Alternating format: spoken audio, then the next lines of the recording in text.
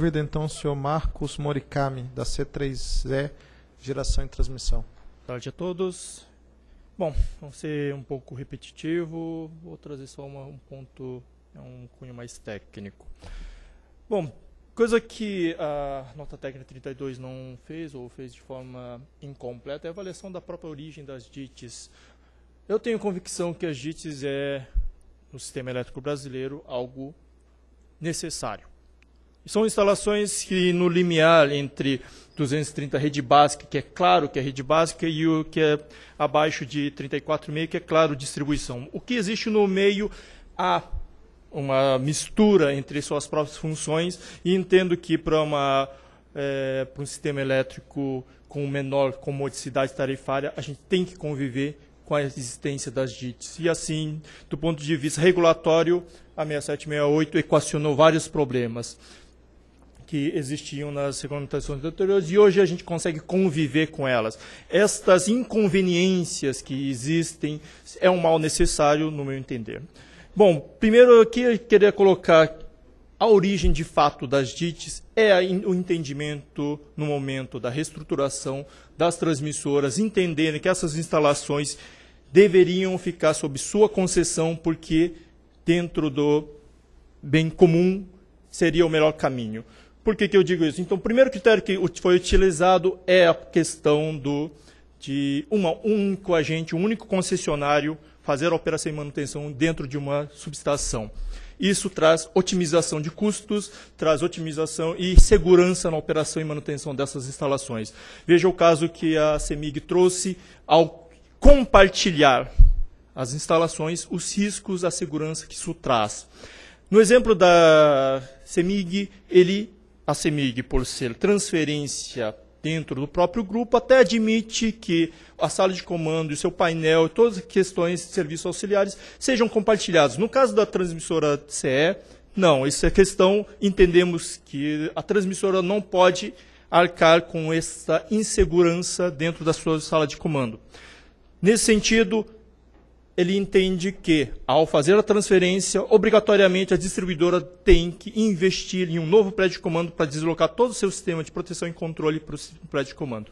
Isso, naturalmente, trará novos investimentos que a distribuidora deve inserir no seu plano de investimento, no seu CAPEX.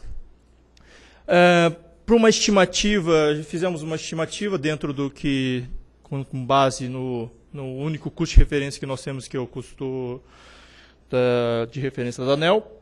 Então, entendendo que 24 subestações, de fato, requerem investimentos dessa natureza em prédio de comando e são em torno de 344 módulos de entrada de linha, módulos de manobra sendo transferidos, estou falando do mesmo número de painéis de proteção e controle sendo alocados e investidos, porque você não pode imaginar tecnicamente que hoje um painel que está no meio da sala de comando, de um dia para o outro, vai aparecer na prédio de comando da distribuidora operando. Não, isso não existe. O que existirá é a distribuidora investindo no novo prédio de comando, no novo painel, e depois, posteriormente, desativando um painel que estava operando normalmente, sob a concessão da transmissora. Então, essa é a conta que a nota técnica não abordou e que, naturalmente, elevam a tarifa das distribuidoras. O segundo critério que a gente que foi utilizado à época para manter algumas instalações são as linhas de transmissão com função sistêmica.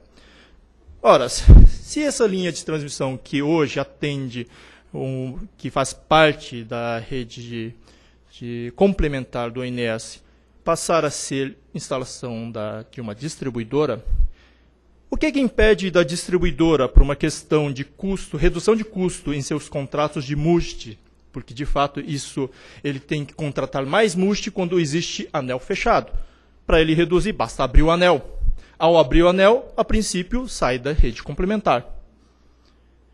O ONS tem poder de obrigar a distribuidora a manter o anel fechado? Eu não vejo clareza na regulamentação nessas responsabilidades. Porque, afinal de contas, a distribuidora está alegando que essa linha é de distribuição, não de rede básica, não é sistêmico. Então, ela vai fazer função para atender apenas o mercado. Isso, naturalmente, vai refletir mais investimentos na distribuição e mais investimentos na rede básica, indo de novo contra a modicidade tarifária. E o terceiro critério que foi adotado são as instalações de uso compartilhado por mais de um usuário, distribuição, permissionária, geração. Porque no entendimento, da mesma forma que a própria ANEEL colocou na questão da manter o barramento de fronteira sob concessão da transmissora, por entender que isso provocaria um monopólio no acesso. De fato, esse é o mesmo critério que foi utilizado, esse é o mesmo conceito que foi utilizado na transmissora por manter algumas instalações sob sua concessão, quando tinha mais de um usuário. Mantê-la a barra acessível aos dois. E, de uma certa forma, o que vem acontecendo por ter adotado essa estratégia é que, nesses casos onde tem vários usuários, não existe nenhum conflito entre seus usuários quando se necessita da determinação de reforços nessas instalações. Agora, imagine o que seria se essa instalação fosse de uma das distribuidoras. O fato é que essa estratégia, essa proposta aqui colocada, vai potencializar um problema que existe hoje e que não se dá muita atenção pelo seu volume. O que existe hoje, as permissionárias, de fato, e nós, como transmissoras que recebem as solicitações de acesso em DIT, vemos, é o movimento das permissionárias fugindo do acesso em distribuidoras, pela dificuldade que ele tem para atender seu mercado, pela dificuldade que ele tem de obter reforço na rede de distribuição para ser bem atendido. Então ele prefere investir em sistema próprio de 69 para acessar o barramento DIT. Esse custo, novamente, vem contra a modicidade tarifária. Então esses são os principais pontos que eu coloquei. Aqui é um exemplo de uma subestação nossa, e é um exemplo até curioso, porque que ilustra bem essa questão sistêmica. É a subestação de Jacuí. É uma subestação que está dentro naturalmente, ela surgiu para escoar a energia da usina. Toda a subestação, dentro desse critério, seria passado para esse sul. No barramento de 23 kV, tem usuários RGE e Coprel. Esses módulos aqui são classificados como DIT de geração. Então, a subestação inteira deve passar para a esse sul. A CEGT permanece ainda responsável por essa parte da subestação. E como essa subestação é de geração, todo o prédio de comando é da geradora. Naturalmente, mesmo que essa subestação seja DIT pura, mesmo assim a S-Sul tem que construir um prédio novo e deslocar todos os painéis que vão para a sua concessão para o novo prédio. Porque não vamos misturar responsabilidades de uma geradora que tem despacho centralizado junto com a responsabilidade com operadores e fazendo manutenção em painéis, compartilhando as instalações. Então, basicamente é isso. Não vou me delongar mais. Obrigado. Obrigado.